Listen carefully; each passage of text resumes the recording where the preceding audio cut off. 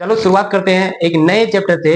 एक ऐसा चैप्टर जिसको ऑलमोस्ट आपके है ना एग्जाम के अंदर रियल में स्कूल में अंदर नहीं पढ़ाया होगा।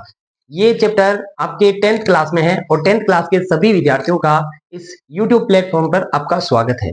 देखो दोस्तों, मैं यहाँ पर वो चैप्टर लेके आ रहा हूँ क्योंकि मेरे जो कमेंट है जो वो इस प्रकार आ रहे हैं कि सर 20 तारीख को एग्जाम आ रहे हैं और हमने बहुत सारे ऐसे चैप्टर है जो पढ़े ही नहीं है और पढ़े हैं तो समझ में आए ही नहीं है। तो दोस्तों इतना तो मैं नहीं कर सकता हूँ कि इन 2-5 दिन के अंदर आपको सब कुछ दे दूं, परंतु प्रयास करूंगा कि मैं बहुत कुछ दे सकूं। इसीलिए आप लोगों को ये वीडियो लास्ट तक देखना है। इस चैप्टर से आपके एक भी क्वेश्चन मैं गारंटी देता हूं कि आपको बाहर नहीं मिलेगा।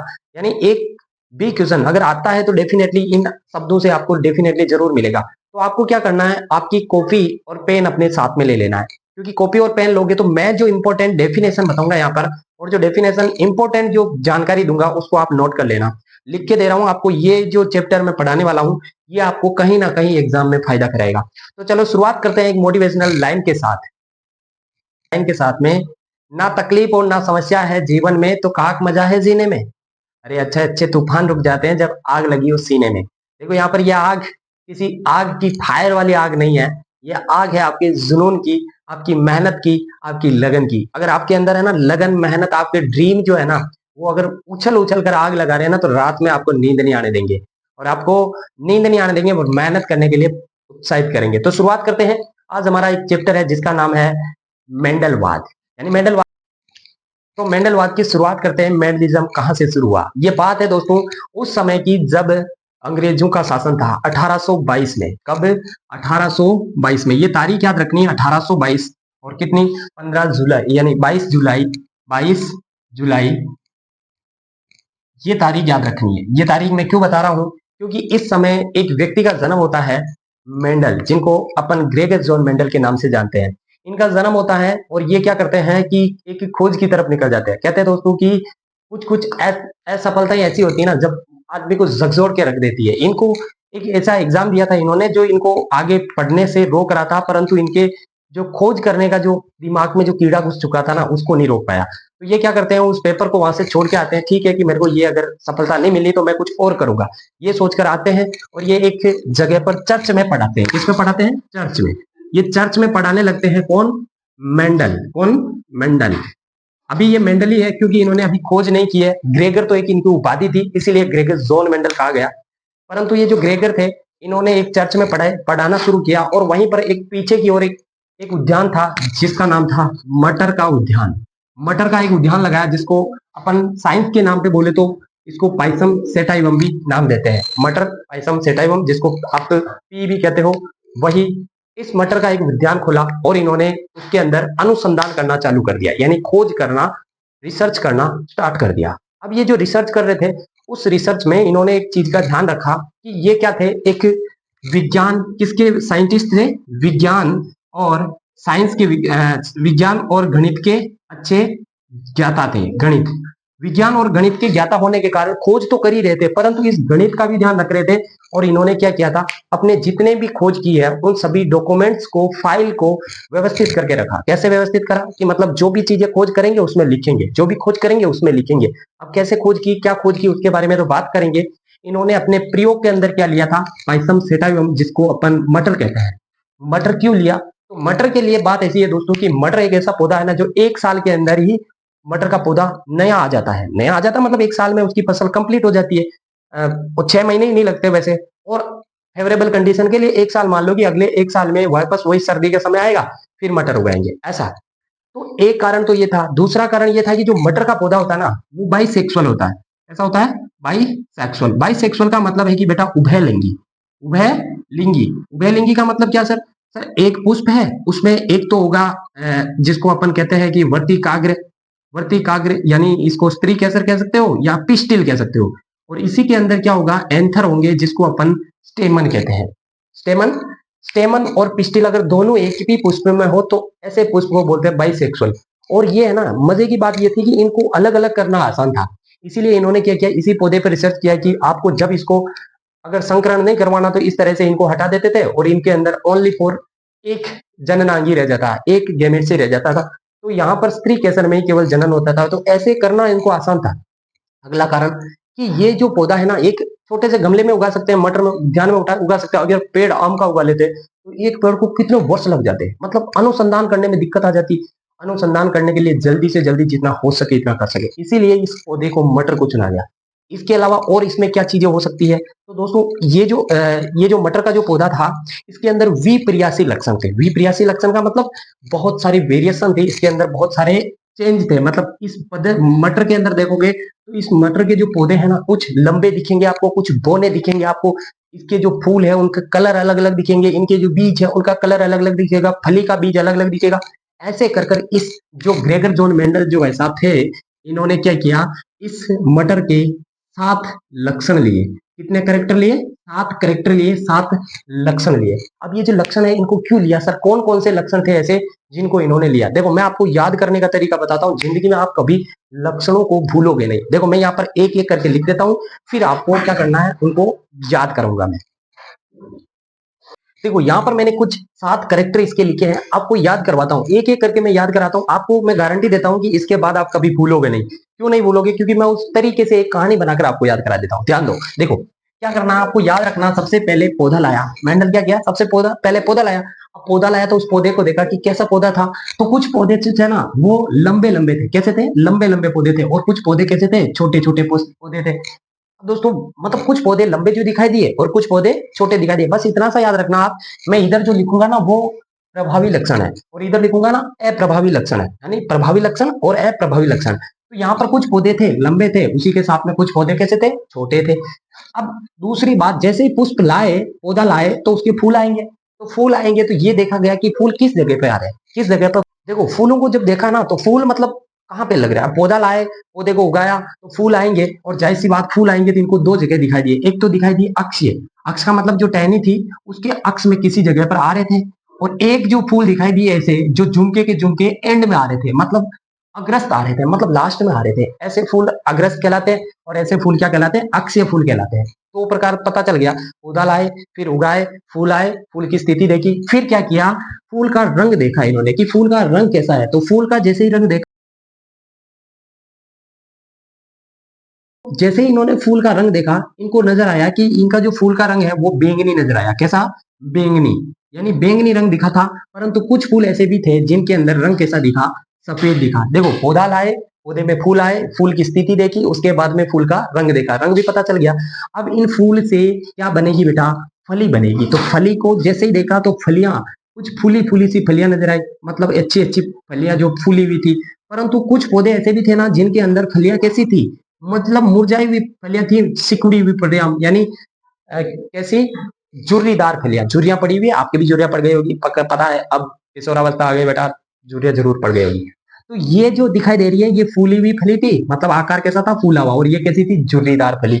फिर उसके बाद में पुष्प लाए, फूल आए, फूल की स्थिति देखी, फूल का कलर देखा, फिर उसके बाद में देखा कि फलियां आ गई तो फलियों को देखा, कुछ फूली हुई थी, कुछ मुरझाई हुई थी। अब देखा कि यार इनका कलर कैसा है? बहुत शानदार शानदार फलियां दिख रही है, खाने का मन करता है। हरी हरी फलियां, मटर भी हरा हरा है। तो हरी हरी फलियां चाहिए थी। कैसी चाहिए थी? हरी हरी। अरे हरी हरी फलियां मिली थी, परंतु कुछ फलियां थी जो कैसी मिली बेटा?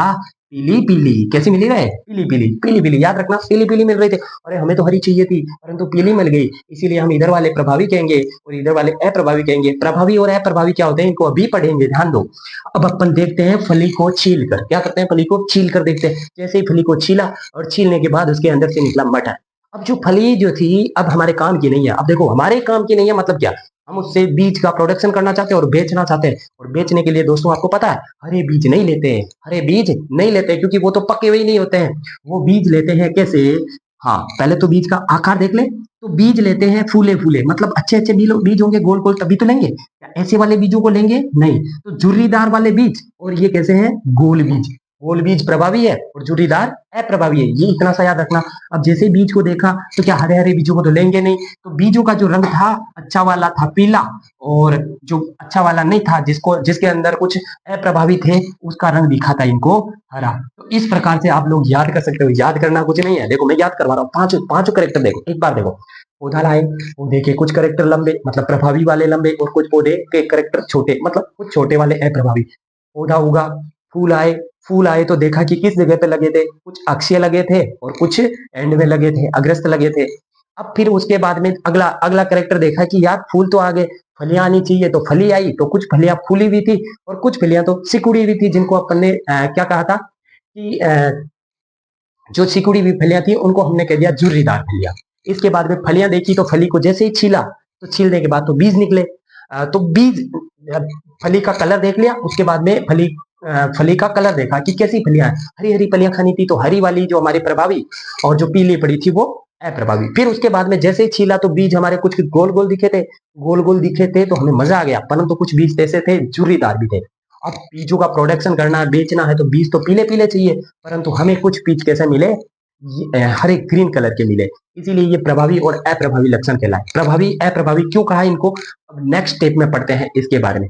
परंतु बेटा यहां तक इन्होंने है ना प्रैक्टिकली प्रयोग करके बताया था कि जो लक्षण होते हैं, जो करेक्टर होते हैं, वो एक पीढ़ी से दूसरी पीढ़ी में स्थानांतरण करते हैं। यानी एक समय ऐसा था जब सारे के सारे पौधे तो लंबे थे, परंतु क्या हुआ, धीरे धीरे वेरिएशन आई, परिवर्तन आया, और ये क्या हो गया, कुछ पौधे छोटे कुछ पौधे मोटे। इसी प्रकार से इनका सारे का बैंगनी कलर था एक समय में, परंतु इनमें परिवर्तन आया और क्या हो गए, कुछ सफेद नजर आ रहे हैं, कुछ ऐसे नजर आ रहे हैं। तो ये एक तरह का परिवर्तन था। तो इस परिवर्तन को इन्होंने पूरा का पूरा डिटेल से अपना पूरी बायोग्राफी बनाकर वहां पर एक ब्रोन की वहां पर सोसाइटी थी, वहां पर पेश कर दिया।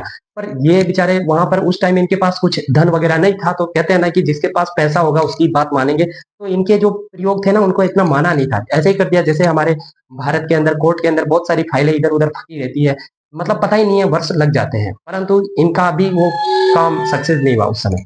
इसके बाद में इन्होंने क्या किया, यही रिसर्च अपनी चालू रखी और इनका जो काम था उन्होंने कर्म किया। उसके बाद में बेटा इनका जो टाइम पीरियड है ना, इसको इन्होंने कुछ नहीं किया था, अभी ये शांत हो गए थे, अभी मतलब रुक गए थे।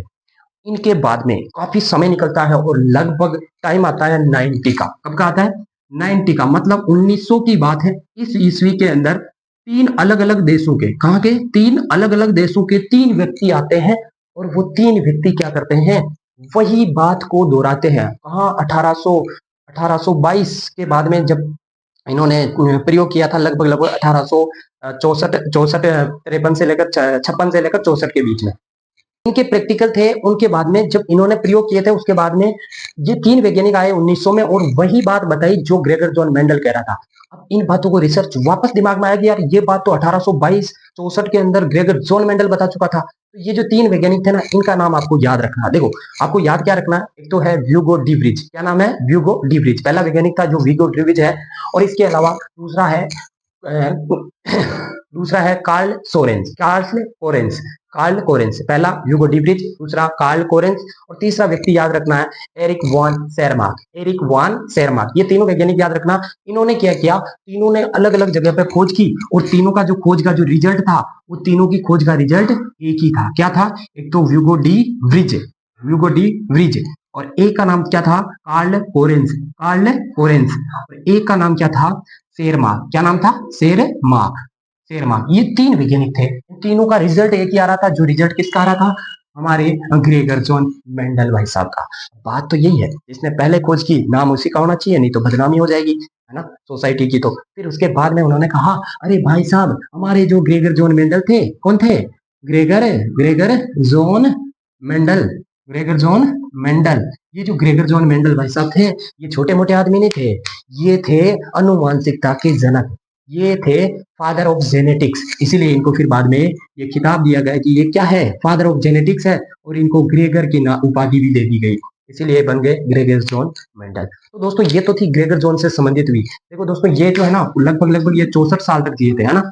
इनकी मृत्यु हो जाती है 1800 लगभग 84 के अंदर, 1822 में पैदा होने वाले हैं, 84 के अंदर इनकी मृत्यु हो जाती है। तो ठीक है, ये तो इनका बायोडाटा था। अब इसके बाद में इन्होंने जो रिसर्च किया है उसको किस प्रकार से इन्होंने डिटेल में पढ़ाया था, उस बातों को अपन समझते हैं। कुछ अब डेफिनेशन वगैरह आएगी तो आपको यहाँ पर नोट भी करनी है। मैं आपको यहाँ पर विद नोट्स हिंदी और इंग्लिश दोनों लिखाने वाला हूँ, ठीक है ना। तो ध्यान दो, आपको अब पढ़ना है किस प्रकार से उन्होंने प्रैक्टिकल किए। तो इसके बाद में दोस्तों कि ग्रेगर जॉन मेंडल थे, उनको प्रयोग करना था। तो आपको पता है, ऐसा तो लिखेंगे नहीं कि बार बार एक मैटर का पौधा, ये वो पौधा। तो इसके लिए उन्होंने कुछ करेक्टर डिसाइड किए कि ऐसे चिन्ह बना दिए जो मतलब समझ में आ जाए। जैसे मान लीजिए कि लंबा पौधा, लंबे को टाल कहते हैं, और जो लंबा जो पौधा होगा उसके लिए इन्होंने दो करेक्टर दे दिए। जैसे उसको पौधे को दे दिया टी। अब दो क्यों दिए, क्योंकि इसका भी एक कारण है, क्योंकि हर एक जीव के अंदर डिसाइड करने वाले दो गुणसूत्र होते हैं, दो कैरेक्टर होते हैं जो अगली पीढ़ी में क्या करेंगे, लक्षण को लेके जाएंगे। जैसे मान लीजिए कि आपका कान है और आपका कान यहाँ से क्या है, आपका कान यानी छूटा हुआ है, परंतु कुछ लोग आपने ऐसे भी देखे होंगे जिनका कान यहाँ से मिला हुआ होता है। तो ये एक प्रकार का लक्षण है बेटा, जिसको एक पीढ़ी से, कहां से, एक पीढ़ी से, यानी पीढ़ी, जो पीढ़ी का मतलब अपने पेरेंट्स, पेरेंट्स होते हैं, वो पेरेंट्स है, और इसके बाद में इनकी क्या है, संतान है, क्या है, संतान। इससे जो भी लक्षण होंगे ना, इसमें जाएंगे तो एक प्रोसेज के थ्रू जाएंगे, उस प्रोसेज को कहते हैं क्या बोलते हैं, उस प्रोसेज को लक्षणों का स्थानांतरण। अब लक्षण कैसे स्थानांतरण होते हैं, किसके द्वारा होते हैं, तो ये होते हैं बेटा गुणसूत्र के द्वारा, गुणसूत्र के द्वारा। अब गुणसूत्र क्या होते हैं सर, गुणसूत्र शरीर में बहुत सारे अलग अलग प्रकार के गुणसूत्र होते हैं। मानव के अंदर 46 गुणसूत्र यानी 22 जोड़े होते हैं। इसी में अगर लड़की के अंदर देखा जाए तो एक्स और वाई जो गुणसूत्र होते हैं ये डिसाइड करते हैं कि ये लड़का है, और एक्स एक्स गुणसूत्र होते हैं ये डिसाइड करते हैं कि ये लड़की है। तो ये इस प्रकार के गुणसूत्र होते हैं, इनके बारे में थोड़ी आगे चर्चा करेंगे, परंतु अभी समझना है कि लक्षणों को ले जाने वाला होता है गुणसूत्र। और ये गुणसूत्र का जो आकार है वो आपको कुछ इस प्रकार से दिखेगा, इस प्रकार से। इसके अंदर एक चीज पाई जाती है जिसको कहते हैं अपन जीन। क्या कहते हैं बेटा, जीन, जीन कहते हैं। और ये जो जीन शब्द है ना, ये दिया था जोहानसन ने। सर ग्रेगर जॉन मेंडल ने क्या दिया था, तो इन्होंने नाम दिया था फैक्टर या कारक नाम दिया था। जॉन मेंडल ने तो उस समय कारक कहा था कि मेरे ये कुछ कारक है जो क्या करेंगे, लक्षणों को आगे लेकर जाएंगे। अगर पौधे के अंदर लक्षण देखने हैं तो आपको उसके अंदर लक्षण मिलेंगे युग्म विकल्पित के रूप में, यानी एलिल्स के रूप में। जो एलिल्स थे ये दो प्रकार के दिए थे उन्होंने कहा कि अगर मान लीजिए कि कोई पौधा अगर लंबा दिखाई दे रहा है तो उसको टी टी से दर्शाएंगे। अगर कोई पौधा बिल्कुल छोटा दिखाई दे रहा है तो उसको टी टी से दिखाई देंगे। परंतु ये देखो दोनों एक समान दिख रहे हैं ना, इसलिए इनको बोल दिया युग्म सम युग्मजी, सम युग्म की या होमोजाइगस। और या इनको विषम युग्म क्यों कहा, क्योंकि एक जो इनका लक्षण है बड़ा और एक है छोटा, विषम प्रकार के दिखते हैं, इसीलिए इनको बोल दिया विषम युग्म की। दो प्रकार के करेक्टर हो गए, लक्षण हो गए, ये क्या करेंगे, एक पीढ़ी से दूसरी पीढ़ी में लक्षणों को लेकर जाने का काम करेंगे। तो ये समझ में आ गया दोस्तों। अब अपन समझते हैं कि इन्होंने किस प्रकार से संकरण कराया था एक पीढ़ी से दूसरी पीढ़ी में लक्षणों को भेजने के लिए। देखो यहाँ पर मैंने एक पीढ़ी का नाम लिखा है जिसका नाम है एकल संकरण क्रॉस, यानी एकल संकरण संकरण किस प्रकार से होगा, यानी एक पौधा लिया जिसका एक करेक्टर लिया। एकल संकरण का मतलब एक करेक्टर लेना है। एक करेक्टर क्या ले लिया सर ने, हमने पौधे की लंबाई ले ली, जो कि अपन पहले पढ़ चुके हैं।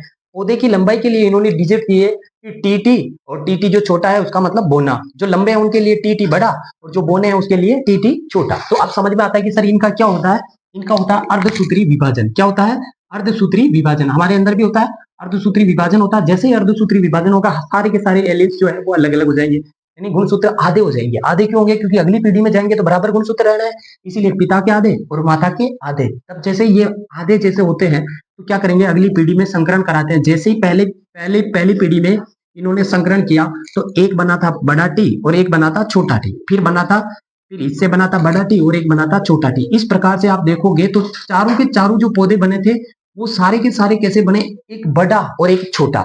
अब यहाँ पर क्या हुआ दोस्तों, जैसे इन्होंने पौधों को देखा तो सारे के सारे पौधे कैसे थे, लंबे थे। लंबे यानी दिखने में सारे के सारे पौधे लंबे थे, क्योंकि अंदर तो करेक्टर झांके देखा नहीं, अंदर जाके देखता तो उनको पता चलता इनका जीन का लक्षण क्या है। परंतु उन्होंने प्रारूप लक्षण देखा, मतलब बाह्य करेक्टर देखा, एक्सटर्नल उसके करेक्टर देखा कि बाहर के जो लक्षण दिखाई दे रहे हैं वो सारे के सारे पौधे। इसीलिए उन्होंने स्टेटमेंट में लिखा कि जो सारे पौधे होते हैं वो पहली पीढ़ी में क्या होते हैं, लंबे होते हैं। पहली पीढ़ी क्या होती है सर, पहली पीढ़ी होती है जब जनक बोले तो पेरेंट जो होते हैं वो नई पीढ़ी का जब संतान का पहली बार में निर्माण करते हैं उसको बोलते हैं पहली पीढ़ी, F1 पीढ़ी। अब ये क्या करेंगे, F1 पीढ़ी के जो पौधे आए थे सारे लंबे, अब इनके अंदर क्या कराया, क्रॉस करवाया, मतलब इनके अंदर संकरण करवाया। अब इनके अंदर जैसे ही संकरण कराया तो इनके पास में एक कौन सी पीढ़ी प्राप्त हुई, दूसरी पीढ़ी प्राप्त हुई। अब बेटा यहाँ पर ध्यान देना, यहाँ पर कुछ लक्षण ऐसे दिख रहे हैं जो सारे के सारे लंबे थे। अब ये जो लंबे लक्षण है ना, ये प्रभावी लक्षण है। कैसे है, प्रभावी या डोमिनेंट करेक्टर है। डोमिनेंट करेक्टर वे होते हैं जो F1 पीढ़ी में अपना प्रभाव बता देते हैं। यानी मैं दमदार हूं ना, मैं पहला अपना प्रभाव बताऊंगा, तो पहले जो प्रभाव बताने वाले होते हैं उनको बोलते हैं डोमिनेंट या प्रभावी लक्षण। प्रभावी लक्षण अपना प्रभाव बता रहे हैं, परंतु ऐसे लक्षण भी थे जो प्रभावी नहीं थे, वो अप्रभावी थे। कौन वाले, बोने वाले। तो बोने वाले जो पौधे थे वो अपना लक्षण नहीं बताते थे, वो रिसेसिव थे, बोले तो अप्रभावी थे। तो अप्रभावी जो होते हैं वो F1 पीढ़ी में अपना लक्षण नहीं बताते हैं, इसे बोलते हैं अप्रभावी लक्षण। और प्रभावी और अप्रभावी को बताना ही प्रभाविता का नियम कहलाता है। इसे अपन समझ सकते हैं। आगे देखो F2PD में क्या होगा, F2PD में जैसे ही इनको देखो, एक करेक्टर यहाँ से ले लिया और एक यहाँ से ले लिया, कोई भी ले ना, क्या फर्क पड़ रहा है, सब में सेम है। तो जैसे ही इनको लिया, यहाँ पर भी क्या हुआ, अर्धसूत्री विभाजन। जैसे अर्धसूत्री विभाजन हुआ, इनके करेक्टर क्या हो गए, अलग अलग हो गए। अब देखो, एक एक इसका इनसे लिया और एक देखो वो इधर वाले से लिया, तो देखो जैसे ही मिलाया, यहाँ पर कौन सा पौधा, टीटी, इसको कहते हैं शुद्ध लंबा। ये कैसा है, शुद्ध लंबा, और ये कैसा है, शुद्ध बोना। तो देखो बेटा, शुद्ध लंबा पौधा प्राप्त हो रहा है।